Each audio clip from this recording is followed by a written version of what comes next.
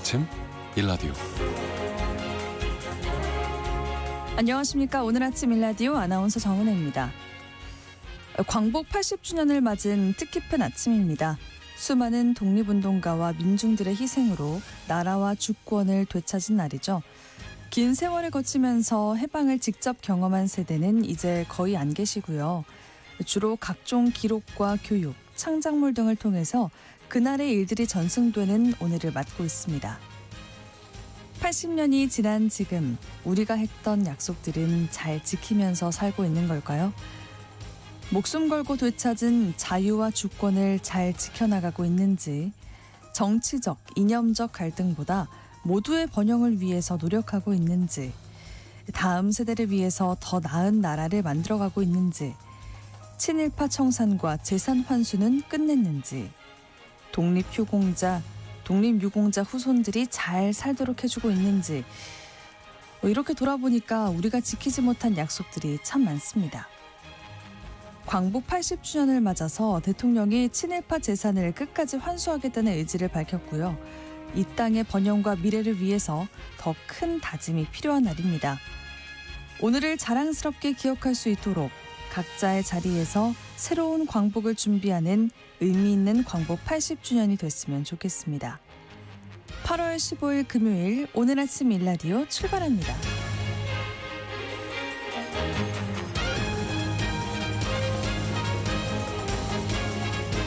오늘 아침 일라디오 이 시간은 물론 KBS 일라디오의 모든 프로그램은 유튜브 KBS 일라디오 공식 채널이나 모바일 콩 어플리케이션을 통해서 실시간으로 함께하실 수 있습니다. 오늘 팩트연구소 시간에는 개 식용 종식법과 복다림에 대한 정보를 팩트체크 해보고요. 언젠가 내 집 시간에는 국정운영 5개년 계획안을 발표한 이재명 정부의 부동산 개혁에 대한 궁금증 함께 살펴보도록 하겠습니다. 네, 청취자 여러분들이 참여하실 수 있는 오늘의 퀴즈 드릴게요. 일제강점기인 1936년 베를린 올림픽 마라톤 때 일장기를 가슴에 달고 올림픽에 참여했던 한국인 선수 9명이 있습니다. 국제올림픽위원회 홈페이지에서 이 선수들의 한국 이름도 표기된 것이 확인됐다고 하는데요. 그동안 일본 국적과 일본어 이름으로만 기재되어 오다가 이제야 국적과 이름을 되찾았다고 합니다. 당시 우승하고도 일본 국기를 단 채 시상대에 올라서 고개를 숙이고 일제에 항거한 우리 선수 중에 금메달을 받은 선수가 있죠. 이 선수는 과연 누굴까요? 성은 손씨고요. 광복 후에도 한국 육상 발전에 힘쓰면서 수많은 제자를 길러냈습니다. 추첨을 통해서 농촌진흥청에서 제공하는 핵삼 세트를 한 분께, 향긋한 커피를 드실 수 있는 모바일 커피 쿠폰 4분께 드리도록 하겠습니다.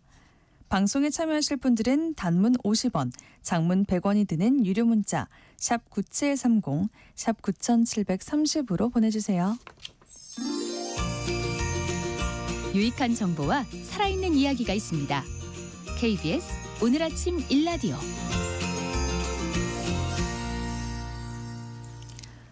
이 정보가 사실인지 혼란스러운 내용을 바로 잡아보는 팩트연구소 시간입니다.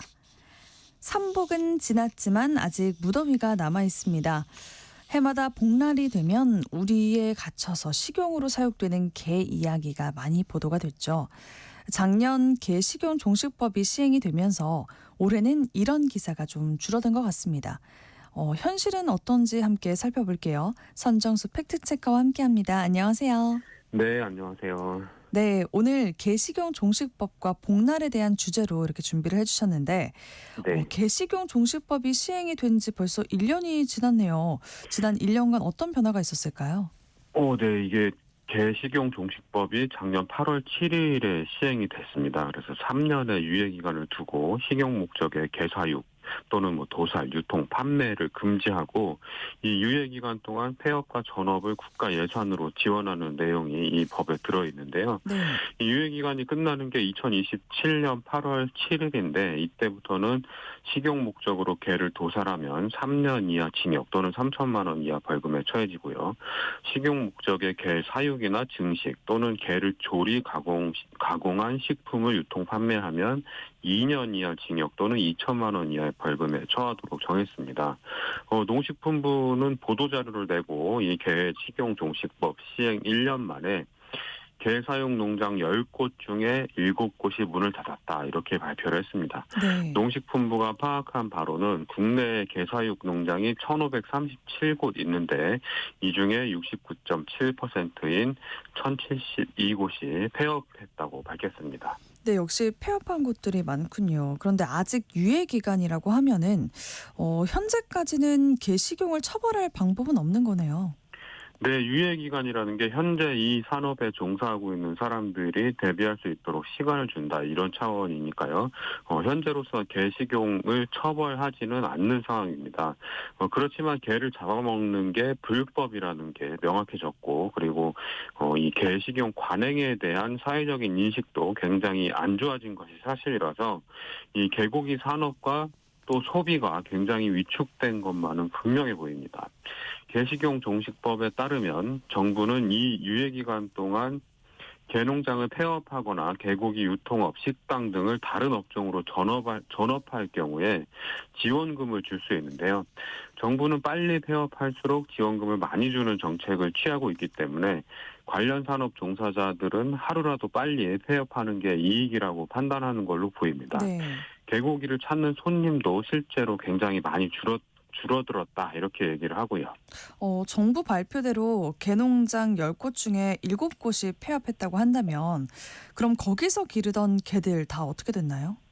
이 애초 개식용 종식법 적용 대상이 된 개 사육 농장이 1,537곳이었는데요.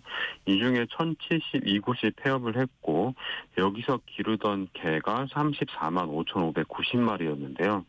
이 개들은 대부분 도축이 돼서 식용으로 판매된 걸로 보입니다. 천하람 개혁신당 국회의원이 농식품부로부터 제출받은 자료에 따르면 법 시행 이후 동물보호단체 등이 입양을 했거나 반려견 또는 경비견으로 전환된 개는 455마리에 불과한 걸로 나타납니다. 네. 여기에 최근 지자체가 300마리 정도를 더 인수한 걸로 보도가 됐는데요. 34만 5,590마리 가운데 755마리, 그러니까 한 0.2% 정도만 식용견 사육장을 살아서 빠져나온 걸로 이해하시면 될 것 같습니다. 이 정부는 개 사육 농가가 소유권을 포기한 개를 보호하고 관리하기 위한 예산 15억 원을 편성해 놨는데 이것도 아직까지 한 푼도 쓰이지 않은 걸로 밝혀졌습니다. 정부 정책이 최대한 빠른 속도로 개농장과 관련 산업을 없애고 전환하는 데만 초점을 맞췄을 뿐 정작 식용견으로 사육되던 개를 구조하는 데는 초점을 맞추지 않았기 때문인데요. 동물복지문제연구소 어웨어는 이렇게 밝혔습니다. 현재 남은 개들에 대한 정부의 보호 및 처리 지침이 아예 없다. 정부가 로드맵을 만들어서 고통을 줄일 필요가 있다. 이렇게 지적을 합니다. 네. 우리나라에서 매년 버려지는 반려견이 10만 마리 정도 되는데요. 이 중에 입양되는 개들은 극소수고 대부분 다 안락사되고 있거든요. 그런데 개농장에 남아있는 개들은 아직도 8만 6천 마리 정도가 됩니다. 개 식용 산업을 없애는 것만큼이나 남아있는 개들에 대한 인도적인 조치를 취해주는 것도 중요해 보입니다. 네. 법 시행 이전까지 여름철 삼복더위에는 개고기 수요가 급증을 했었잖아요. 네. 근데 이런 추세가 이제 바뀌고 있다면서요? 네, 일단 이 기존의 보신탕집이라고 불렸던 개고기 판매업소들이 염소고기로 대체하는 추세가 나타나고 있습니다. 네. 염소탕이 기존 게장국과 비슷한 조리법으로 만들어지고 고기의 식감도 비슷하다 이런 평이 많다고 하는데요. 이 염소고기에 대한 수요가 늘면서 수입량도 급증했습니다. 농림축산검역본부에 따르면 염소고기 수입량은 2021년 2,027톤에서 2024년에는 8,349톤으로 3년 만에 4배 이상 늘었습니다. 올해 들어서도 7월까지 4,920톤이 수입돼서 상승세는 계속되고 있는데요. 대부분 호주산이라고 합니다. 국내 염소 사육 농가는 15,000가구 정도가 되고 사육되는 염소는 57만 마리 정도가 된다고 하는데요. 염소고기는 지난 6월 기준 킬로그램당 17,000원 정도를 기록했는데 도매 가격 기준으로 돼지고기가 킬로그램당 7,000원 정도, 닭고기는 5,000원 안팎에서 거래되는 걸 감안하면 염소고기는 굉장히 비싼 편이긴 합니다. 그러네요. 국산 염소고기 값이 이렇게 비싸다 보니까 수입산이 국산으로 둔갑하는 일이 있다고요? 네, 국립농산물품질관리원에 따르면 2023년 염소고기 원산지 위반 실적은 거짓 표시 21건, 미표시 3건 등 총 24건이 적발이 됐고요. 2024년에는 거짓 표시 8건, 미표시 4건 등이 단속이 됐습니다. 올해도 지난달까지 18건 단속되는 등 염소고기 원산지 위반은 지속되고 있습니다. 현행법상 이 음식점은 염소고기를 포함한 6종의 축산물, 쇠고기, 돼지고기, 닭고기, 오리고기, 양고기, 염소고기에 대해서는 반드시 원산지 표시를 하도록 되어 있고요. 이걸 위반하면 7년 이하 징역 또는 1억 원 이하 벌금, 또 원산지를 표시하지 않다가 적발되면 최대 1,000만 원의 과태료가 부과됩니다. 네. 현재 염소는 기타 가축으로 분류돼서 사육, 유통, 검역, 표준화 이런 관리가 잘 되지는 않고 있는데요. 염소고기를 찾는 사람들이 늘어난 만큼 건강하게 안심하고 소비할 수 있도록 당국의 관리가 좀 더 적극적으로 이루어져야 할 걸로 보입니다. 한여름 무더위를 이겨내자라는 취지로 복날에 먹는 음식을 복다림이라고 하는데 이제 젊은 세대들이 선호하는 복다림이 바뀌고 있다면서요? 네, 조선시대의 왕은 삼복더위의 신하들 중에서 고위 관료에게 소고기와 얼음을 하사했다고 합니다. 고기가 귀했던 시절이라서 네. 소고기를 엄두를 내지 못하는 집에서는 개고기를 끓인 게장국을 먹었다고 하고요. 일제강점기와 한국전쟁 그리고 산업화를 거치면서 넉넉하지 못했던 시대에 게장국, 그러니까 보신탕이 서민들의 복다림으로 자리를 잡은 거죠. 소고기는 비싸고 개고기는 상대적으로 쌌으니까요. 시골에서는 기르던 개를 잡기도 했고요. 그런데 나라는 이제 선진국이 됐고 비만과 다이어트가 보통 사람들의 지대한 관심사가 될 정도로 영양 과잉이 오히려 이제 문제인 시대가 됐잖아요. 네. 새 집 걸러서 한 집에서 반려동물을 키우고 강아지와 고양이를 자식처럼 생각하는 사람들도 많고요. 이런 시대적인 흐름에 따라서 개고기를 먹는 시대는 이제 막을 내리게 된 겁니다. 네. 최근 광주일보는 이런 제목의 기사를 발행을 했습니다. 채식 챌린지, 마라탕 복다림, MZ세대의 복날 신풍속도, 이런 기사를 발행을 했고요. 뉴스원은 삼계탕보다 내 몸에 맞는 영양제 찾아요. MZ들의 복날, 이런 기사를 발행했습니다. 젊은 세대들은 삼계탕이나 게장국 같은 전통적인 복다림 음식보다는 채식, 마라탕, 영양제 이런 걸 선호하는 걸로 이 세태가 바뀌는 걸 보여주고 있습니다. 그렇군요. 이제 시대가 바뀌고 문화가 바뀌면서 선호하는 복다린 음식도 바뀌는 측면이 있네요. 기후 변화도 이 복다림에 영향을 미친다고요? 네, 그렇습니다. 전통적으로 1년 중에 가장 더운 한 달 남짓한 이 초, 중, 말복, 삼복더위가 가장 더운 시기였는데요. 이 혹독한 기간을 잘 이겨보자는 취지로 복다림이라는 전통이 생긴 건 아닌가 싶고요. 그런데 최근 기후변화로 인해서 한반도의 아열대화를 걱정하는 시대가 왔어요. 그래서 폭염도 6월부터 시작되고 9월까지 열대야가 나타나는 일이 잦아졌습니다. 그렇기 때문에 여름이 굉장히 길어지고 폭염도 일찍부터 늦게까지 나타나고 있고 장마철이 지나면 무더위 이런 개념도 굉장히 뒤죽박죽 돼버리는 상황이 됐기 때문에 삼복이 특별히 더 가혹하니까 잘 견뎌내자, 이런 개념이 굉장히 희박해지는 상황이 되는 것 같습니다. 그래서 혹독한 삼복더위를 이겨내는 영양이 풍부한 고기 음식을 복다림으로 먹었던 전통은 앞으로도 점점 더 옅어질 걸로 전망이 됩니다. 네. 법과 기후 변화가 맞물리니까 큰 변화로 이어지게 되는군요. 오늘 팩트연구소 시간에는 개식용 종식법과 복다림에 대한 정보 함께 확인해봤습니다. 선정수 팩트체커와 함께했습니다. 고맙습니다. 네, 고맙습니다.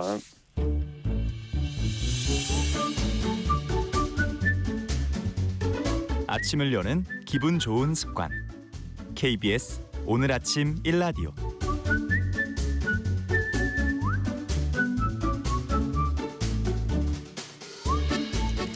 부동산 같은 비생산적인 부분에 편중된 돈을 증시로 옮겨오겠다. 코스피 5천 시대를 열겠다. 그러면서 대통령 직속 국정기획위원회가 향후 5년간의 국정청사진을 발표했는데요. 그러기 위해 필요한 개혁에 있어서 정부 출범 초기인 만큼 아직은 헷갈리고 의문스러운 점들도 있는 것 같습니다. 특히 부동산 분야가 어떤 변화를 겪을지 여전히 예상하기가 어려운데요. 오늘 언젠가 내 집 시간에는 이런 시장의 궁금증과 의문들에 대해서 함께 살펴보도록 하겠습니다.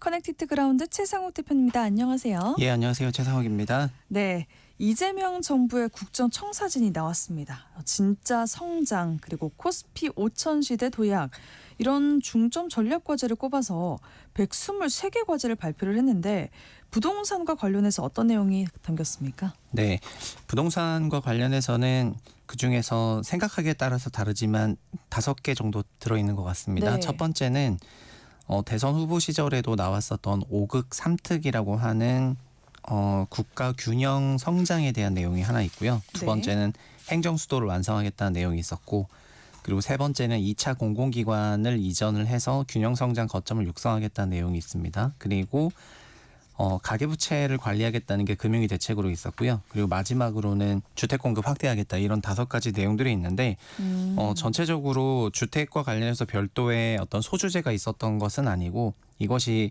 균형 성장 안에 들어있는 하위 주제 내용으로 들어있었기 때문에 부동산과 관련해서 많은 대책이 나왔다, 이렇게 보기는 다소 조금 어려운 감이 없지 않나, 이렇게 해석하고 있습니다. 그러게요. 123개 과제를 발표를 했는데 거기서 한 5개 정도로 보면 되는 걸까요? 네. 그리고 그 5극 3특이나 행정수도 이런 거는 주제가 또 다 비슷한 거라서 그렇죠. 이제 균형 성장으로 묶으면은 이제 개수가 더 줄어드는 부분이고요. 국토부 주제는 막상 몇 개 안 되고 금융위에서 가계부채 관리하는 것도 부동산만 얘기하는 건 아니기 때문에 그런 부분이 이제 좀 빈약하다, 이런 네. 평가를 조금 받고 있습니다. 그래서 부동산 정책이 다른 정책에 비해서 좀 많이 밀리는 건가요, 대표님? 이번에 그 국정이 첫 번째 과제는 개헌이었어요. 그래서 개헌과 비교해 보면은 부동산에 대한 그런 주제가 밀리는 거는 맞는 것 같고요. 네. 그리고 사실은 국정이 보도 자료를 봤을 때 우리나라 입장에서 가장 중요하게 생각하는 게 뭐 첫 번째 꼭지가 개헌으로 나오긴 했지만은 국정이가 얘기했던 전반적인 컨셉은 한국이 결국 2050년대 정도로 갔을 때는 0%대 성장으로 들어가기 때문에 결국 지금 우리나라에 필요한 건 성장이고, 그래서 네. 혁신 경제나 AI 이런 거를 확실하게 중요하게 방점을 찍고 그 부분에 중심을 잡아서 정책을 크게 뽑은 것 같고요.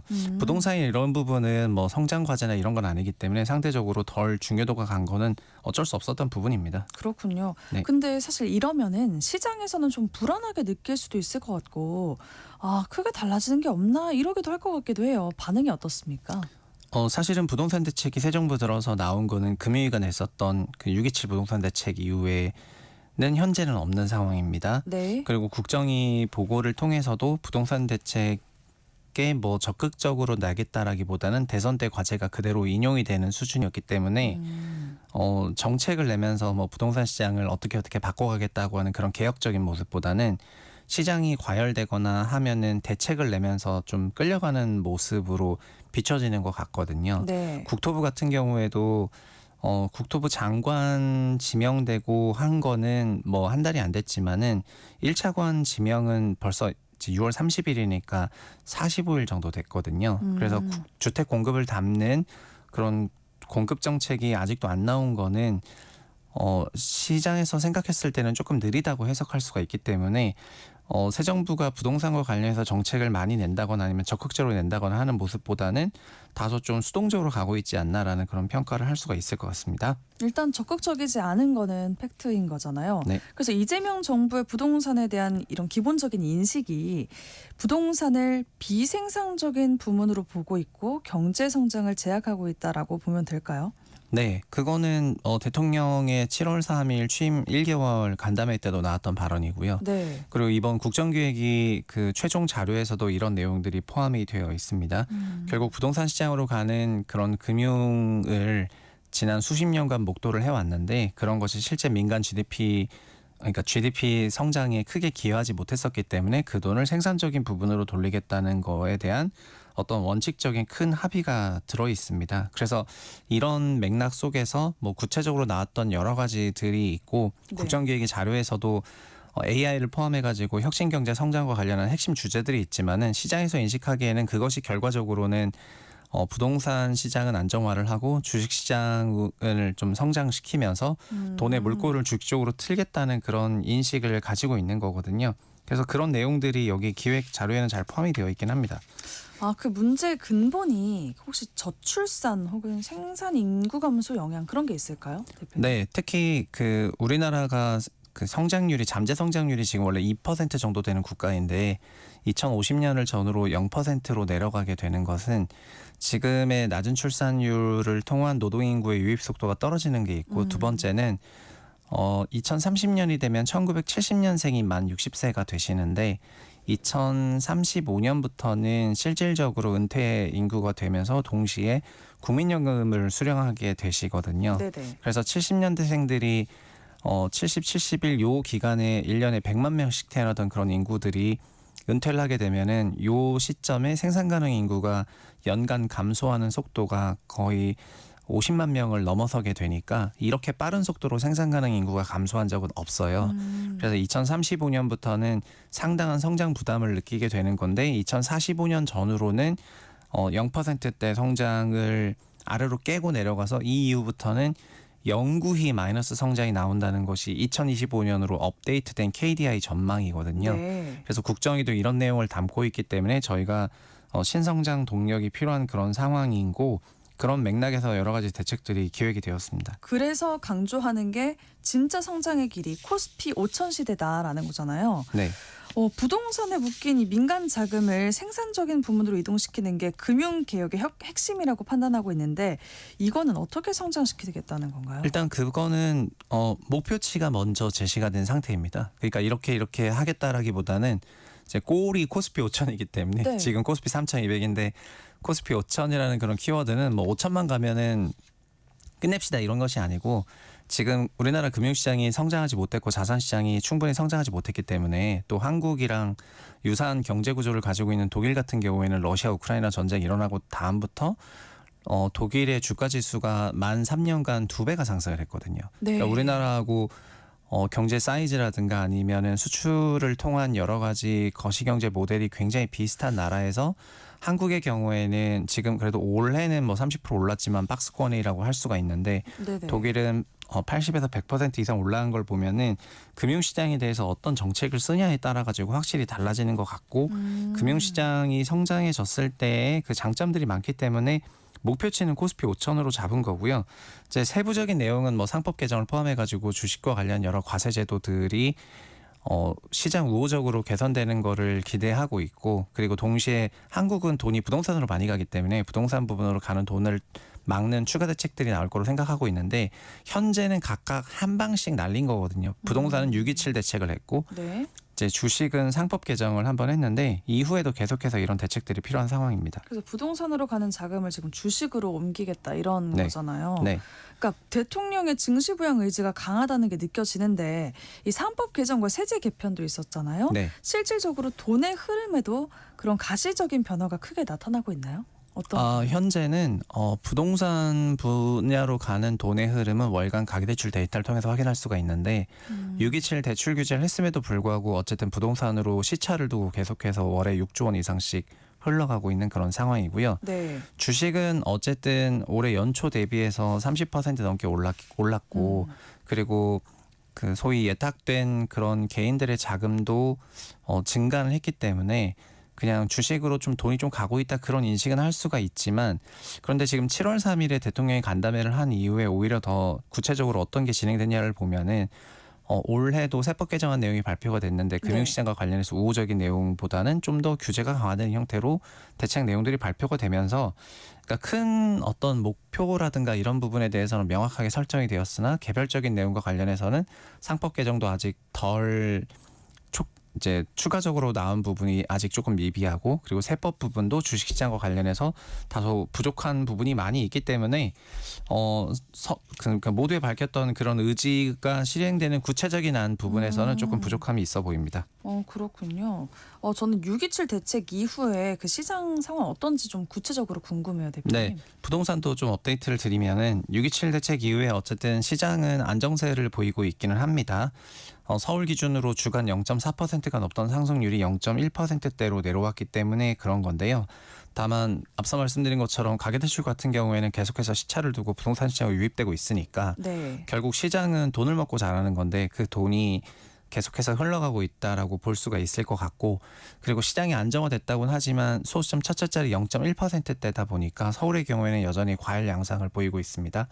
그리고 6.27에서는 주택을 매입하고 나면 6개월 이내에 입주를 해야 되는 그런 조건을 달고 있는데 그러다 보니까 이런 입주 조건이 없는 게 재건축 아파트의 입주권이라든가 이제 분양권 같은 거가 되는 거거든요. 네. 그래서 이런 부분에 대해서 좀 과열이 나타나기도 하는 등 일부 풍선 효과가 있는 것도 같습니다. 그래서 뭐 지금 약발이 다 끝났다 이렇게 보기는 어렵지만 추가적인 대책이 필요해 보이는 상황입니다. 그렇군요. 이런 금융개혁과 부동산 개혁은 또 다른 점들이 있을 것 같은데 국정기획위가 금융위원회를 없애고 감독기관을 이관하는 조직 개편을 추진 중이었다고 하잖아요. 네. 결국에 이런 금융개혁이 부동산 개혁과도 맞물릴 것 같습니다. 일단 이 조직 개편 왜 하려고 하는 걸까요? 네, 일단 이 부분은 어떤 내용이냐면은 국정위는 기재부의 해체라든가 금융위의 그 해체 및 재조립을 담는 조직 개편안을 국정위 최종 보고 전에는 언론을 통해서 계속해서 보고를 했었습니다. 네. 그런데 그중에서 부동산 시장에서 조금 예민하게 바라봤던 거는 금융위라는 존재였습니다. 왜냐하면 금융위가 6.27을 냈기 때문이거든요. 네. 그리고 6.27 대책을 낸 이후에 그 대책을 내셨던 그 당시 사무처장을 부위원장으로 이제 승진을 시켰고, 그리고 이번에는 금융위원장도 신임 지정을 했고 어저께 취임을 했거든요. 그래서 그런 부분을 보면은 금융위를, 그리고 국정위원회 보고자료에 보면은 금융위 과제도 많이 있어요. 그래서 시장에서는 금융위가 과연 국정위가 최종 보고하기 전 기준으로 봤을 때 네. 해체가 되는 수순인지 아닌지에 대한 그런 관심이 많았는데 어쨌든 금융위는 살아남았고요.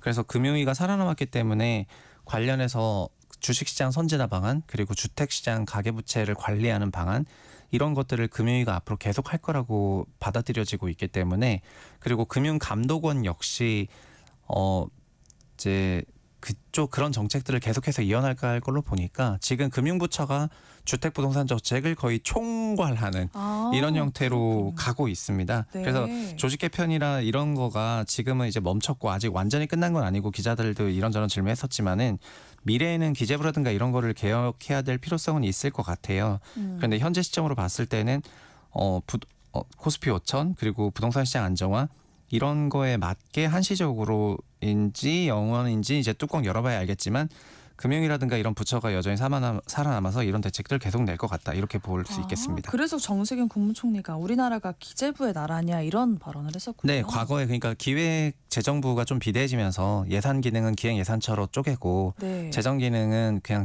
소위 재정부로 분리를 하고 금융위는 국내 정책을 총괄하니까 국내 정책하지만 해외 금융 정책은 또 기재부가 하거든요. 네. 그리고 원래 다른 나라에서는 통화 정책을 중앙은행이 하는데 우리는 금리 정책은 중앙은행이 하지만은 또 은행 대출과 관련해서는 또 금융위가 하다 보니까 이게 여기저기 막 섞여 있어요. 그래서 결국은 금융부처와 관련해서는 종합적인 조정이 향후에 있을 거라고 생각은 하는데 현 시점 기준으로는 어쨌든 그냥 유예가 돼서 조직 개편이 없는 방향으로 국정위 최종 보고가 났기 때문에 조직 개편과 관련해서는 나중에 좀 더 논의하지 않겠나 보고 있습니다. 그렇군요. 이제 실질적으로 대통령의 최종 결단만이 남은 상황에서 엊그제 금융위원장 후보로 이억 원 전 기재부 1차관, 신임 금융감독원장에는 이찬진 변호사가 내정이 됐는데요.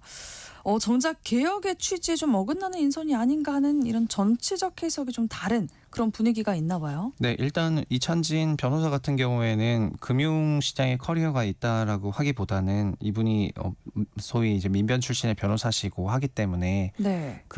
금융감독원장으로 왔었던 전통적인 그런 금융인이 아니라는 점에서 이제 그런 부분을 어긋난 인사라고 보는 시각이 또 있는 것 같습니다. 근데 사실은 윤석열 정부에서도 그 금감원장은 이제 이복현 금감원장이었는데 이분도 검사 출신이셔서 네네. 그 윤석열 정부에서도 감독원장의 금융 전문성이 좀 논란이 됐었는데 지금도 그런 부분이 논란이 있는 거는 어쩔 수가 없는 부분인 것 그래서 같고요. 그렇게 비판이 좀 있었군요. 예, 그런데 또 이찬진 변호사 같은 경우에 지금 이제 신임 감독원장입니다. 어저께 취임사까지 밝혔기 때문에. 네. 근데 그 신임 감독원장 같은 경우에는 또 국민연금의 기금운용 쪽으로 활동을 오래 한 이력이 또 있고 그러니까 이것도 코스피 5천으로 또 연결해서 해석하는 시각이 다시 또 올라왔습니다. 그러네요. 결국에는 국민연금이라든가 이런 부분도 약간 활동을 하지 않겠는가.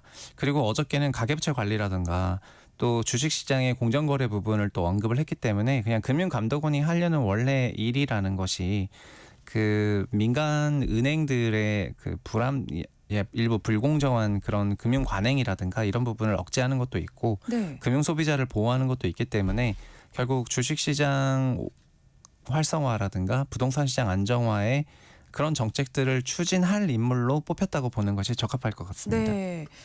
이제 조직 개편이 확정되면 감독 체계가 크게 달라질 텐데 시장의 현안들이 많은 만큼 이분들이 발휘할 역량이 참 중요한 시기인 것 같습니다. 대출 규제 효과 그리고 부작용도 살펴보고 그분들이 할 일이 정말 많이 있을 것 같아요. 네, 지금은 저는 현재 기준으로 어쨌든 가장 중요한 부처가 금융위가 됐다는 생각이 들고요. 네. 627 낸 것도 금융위고 그리고 앞으로 대책들 낼 것도 금융위와 금융감독원 이게 결국 금융부처가 중심이 되어서 부동산 시장과 주식 시장의 그런 여러 가지 대책들을 계속 낼 것 같습니다. 다만 그런 과정에서 뭐 국토부가 쏙 빠져가지고 그래서 시장에서 바라봤을 때 뭔가 주택 관련 정책들은 그동안 국토부가 많이 내왔는데 지금 국토부가 대책도 안 내고 계속해서 뭔가 끌려가는 듯한 그런 뉘앙스에다가 그리고 이번에 627 대책에서도 6억 대출 규제라는 거를 잘 알고 계실 텐데 그 6억 대출의 그 6억에 대한 그 기준이 뭐냐 이런 부분에 대한 그런 해석도 결국 금융위가 한 번 더 해석한 걸 보면은 주택 부동산 정책과 관련해서 위세가 종전보다는 금융부처가 많이 세진 것 같긴 하거든요. 그렇군요. 그래서 결국에는 금융위원장하고 그리고 금융감독원장 결국 2억 원 그 기재부 차관이 금융위원장이 됐으니까 그 금융위원장 같은 경우에는 어떻게 보면은 현 이제 대통령실에 있는 정책실장의 그 후배라고 할 수가 있는 분이잖아요. 그래서 대통령실과 금융위원장 그리고 금융감독원장 같은 경우에는 대통령과 직접적으로 인연이 있는 사람이고요. 그러니까 이 두 개 금융부처가 대통령실과 굉장히 공조를 하면서 관련된 정책들을 밀어붙일 가능성이 지금 좀 높아지지 않았나 이렇게 해석이 됩니다. 그렇군요. 그래서 부동산 정책을 지금 금융부처가 전적으로 쥐게 되는 건 사실 어떤 한계도 있을 것 같고 좀 다른 문제가 아닐까 싶어요, 대표님. 네, 그거는 부동산이 과거에는 뭐 하늘로부터 주어진 권리라고 하면서 이제 중세 유럽에서는 이제 황실의 권리라고 하면서 저희가 그 부동산이 영어로 그 리얼 이스테이트인데 그 리얼이 로열이잖아요. 네. 그런데 그 로열이라는 게 결국 천부 인권 같은 그런 엄청난 권리라고 생각을 해서 과거에는 법학대학원에서 부동산을 다뤘어요. 네. 건축학이라든가 도시학이라든가 법학이라든가 소위 공법 사법을 전공하신 분들이 부동산을 많이 다뤘고 네. 그리고 지금 국토부 장관 하시는 분들도 관련해서 박사 논문이나 이런 것들 읽어보면은 대부분 다 이제 건설주택 공급, 전세, 뭐 임차권 이런 부분이거든요. 권리에 대한 거거든요. 그러나 주택 시장이 은행 대출을 먹고 자라면서 주택도 주식처럼 완전한 금융 상품이 돼버린 현대에 와서는 지금 전 세계 부동산학은 다 그 상경대학원에서 다루고요. 결국 부동산도 경제의 일부라고 바라보는 시각이 훨씬 더 세졌는데 한국 같은 경우에는 더더욱더 아파트로 대표되는 표준화 상품이 주식처럼 거래되는 환경이다 보니까 금융부처가 아파트와 관련한 주택과 관련한 대책들을 내는 것이 더 구조적으로 그렇게 될 수밖에 없어진 것 같습니다. 그래요. 그래서 이런 변화가 이런 뭐 국정위 보도자료부터 시작해서 여러 부처가 내는 대책에도 담겨 있는 것 같고 극단적으로 네. 3일 전에 기재부가 그러니까 구윤철 부총리가 주택 공급 정책을 내셨거든요. 그거는 원래는 주택 공급을 국토부가 내는 게 맞지만 네. 기재부가 우리나라에 뭘 갖고 있냐면 자산관리공사인 캠코를 가지고 있습니다. 그래요. 자산관리공사가 가지고 있는 땅을 개발을 해서 도심 내 주택 공급을 3만 5천 세대 하겠다는 거를 이제 구윤철 장관이 또 냈거든요. 그렇다면 지금 소위 기재부 그쪽 세력으로 대표되는 부처에서 낸 대책은 627 가계대출 대책부터 포함해서 이제 주택 공급 정책까지 총망라되고 있기 때문에 지금 상대적으로 국토부가 좀 덜 보여지는 부분이 없지 않은 것 같고요. 근데 이게 한국적인 상황뿐만 아니라 전 세계적인 그런 트렌드라고 보실 수 있을 것 같습니다. 전 세계적인 트렌드예요? 네, 왜냐하면 부동산이 점점 금융상품화되고 있는 것은 뭐 세계적인 사실이기 때문에 네. 우리나라에서도 원래 부동산 학을 처음 데리고 왔을 때는 법학대학원 산하에 뒀었는데 지금은 다 상경대학원 산하에 두고 있거든요. 그래서 부동산학을 가르치고 있는 부처들도 달라졌습니다. 네. 금융부처 주도의 부동산 정책이라는 게 근본적인 부동산 개혁과 충돌할 수 있는 지점들이 좀 있을 것 같은데요.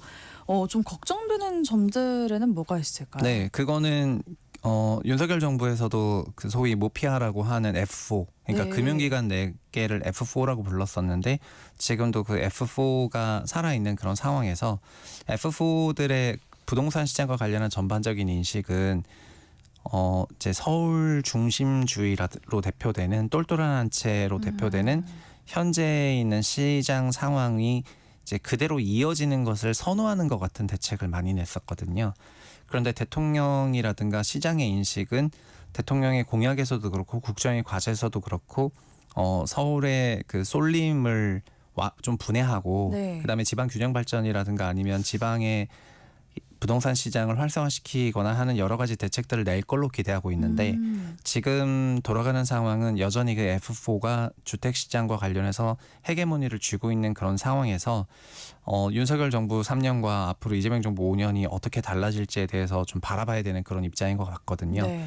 물론 그 F4의 수장들이 이번에 좀 바뀌게 되면서 한국은행을 제외하고 네. 바뀌게 되면서 대통령실과 기조를 맞출 가능성이 높아지긴 했지만 근본적으로 기재부는 이제 서울 부동산 시장의 그 약세보다는 이제 부양을 추진해왔던 정책들을 많이 내왔던 부처이기 때문에 시장에서는 지금의 그런 부동산 정책의 헤게모니에 대해서 마냥 대통령이 원하는 대로 갈 수가 있을까에 대해서 약간의 퀘스천 마크가 있다. 네. 그렇게 요약할 수 있겠습니다. 그러네요. 근데 대표님, 부동산도 상품화가 되고 또 전세 사기 같은 문제, 불투명한 거래 관행 같은 문제들이 있으니까 지금 이 부동산도 금융처럼 감독원 같은 기구가 필요하다, 그런 목소리가 또 있을 것 같아요. 네, 지금 부동산 같은 경우에는 분양권 시장에서는 뭐 다운 계약이 굉장히 성행을 하고 분양을 하고 나면은 시장 가격과의 차이 때문에 프리미엄이라는 게 존재를 하는데 네.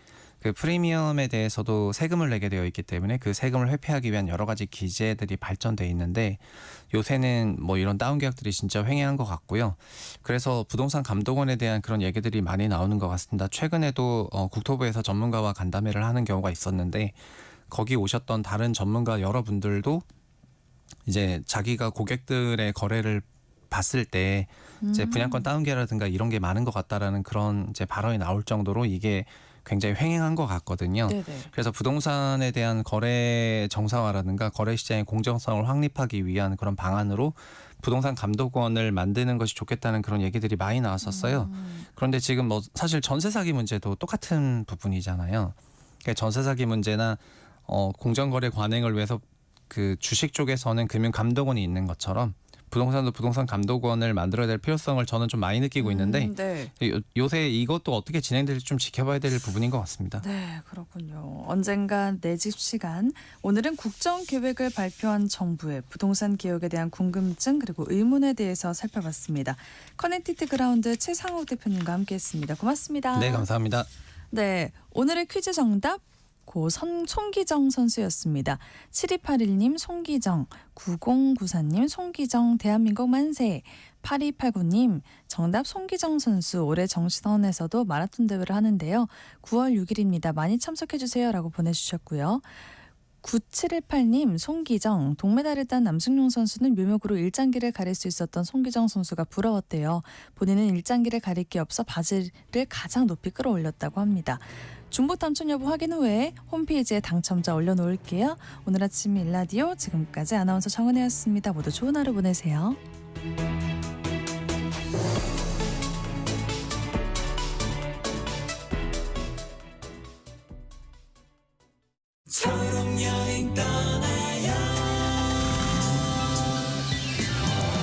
예지 씨는 장애를 가진 아들과 오랜만에 고향을 찾았습니다. 어린 시절 다녔던 초등학교와 그 앞에 남아있는 분식집을 찾아가 엄마의 어린 시절을 도란도란 들려줬죠. 매일 집에만 있던 아들의 얼굴에 활기가 도는 걸 보면서 예지 씨 마음엔 미안함과 행복함이 교차했습니다. 장애를 가진 아이와 떠나는 길이 조금 더 편안할 수 있다면 얼마나 좋을까요? 모든 장애 가족이 함께 떠나는 즐거움을 누릴 수 있도록